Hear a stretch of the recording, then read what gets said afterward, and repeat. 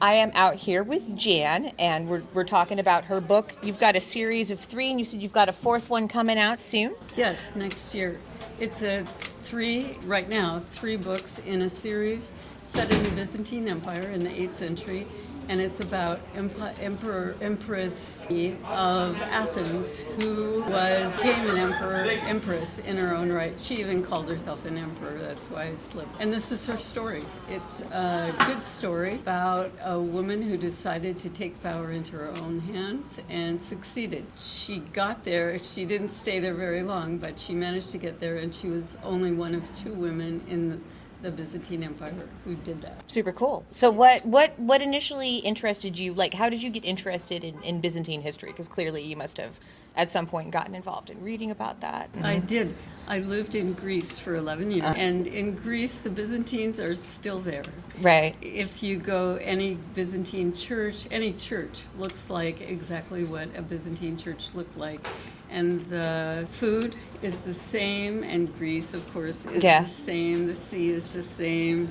So I got interested in it and started doing some research. That's amazing. Well, I love, I'm really into Greek history too, so that really speaks to me. And I just, even if she didn't stay in power very long, it's always kind of cool to have well, it was cool because woman-driven story. Yeah, she didn't do anything that any male emperor didn't do, but she was accused of being ambitious. Oh yeah, that's terrible. It's terrible. The worst thing you can do. Whenever the word ambitious is applied to a woman, it's negative. Correct. To a man, it's not. No.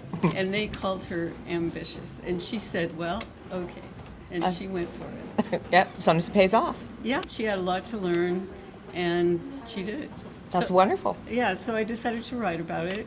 My publisher is Scotland Street Press in Edinburgh, and they liked it.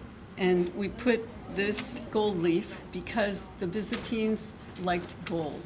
If you've ever looked at Byzantine jewelry or Greek jewelry, you see it's full of gold. So we said, more gold. They hired an artist to do this, and they kept saying, more gold. Add more gold. It's beautiful. Here's more gold. And the colors, the artist is a set designer for operas.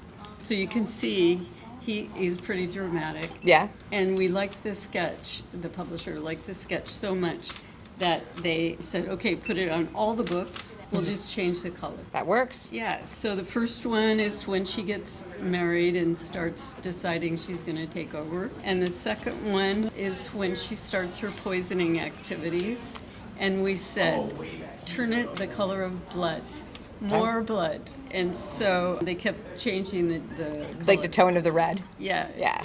And then the third is when she's on the throne, so we made it purple. That would make sense. The fourth is green when she fights to stay on the throne and finally doesn't. But no, technically it should be black, but nobody's going to buy a black book. It'd still look good with the gold. Yeah, but it had a lot of gold in it, so we just stuck with colors. Fantastic.